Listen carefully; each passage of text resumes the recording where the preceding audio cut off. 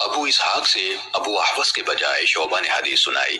انہوں نے عامر بن میمون سے اور انہوں نے حضرت عبداللہ رضی اللہ عنہ سے روایت کی کہ ہم تقریباً 40 افراد ایک خیمے میں رسول اللہ صلی اللہ علیہ وسلم کے ساتھ تھے کہ آپ صلی اللہ علیہ وسلم نے فرمایا کیا تم اس بات پر راضی ہوگے کہ تم اہل جنت کا چوتھائی حصہ ہو؟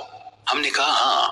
تو آپ نے فرمایا کیا تم اس پر راضی ہو جاؤ گے کہ تم اہل جنت کا 1/3 حصہ ہو؟ ہم نے کہا ہاں. تو آپ نے فرمایا اس ذات کی قسم جس کے ہاتھ میں میری جان ہے مجھے امید ہے کہ تم اہل جنت میں سے آتے ہوگے، اور اس کی وجہ یہ ہے کہ جنت میں انسان کے سوا کوئی داخل نہ ہوگا جس نے خود کو اللہ کے سپرد کر دیا، اور مشرکوں میں تمہاری تعداد ایسی ہی ہے جیسے سیاہ بیل کی جلد پر ایک سفید بال یا سرخ بیل کی جلد پر ایک سیاہ بال. صحیح مسلم حدیث نمبر 530.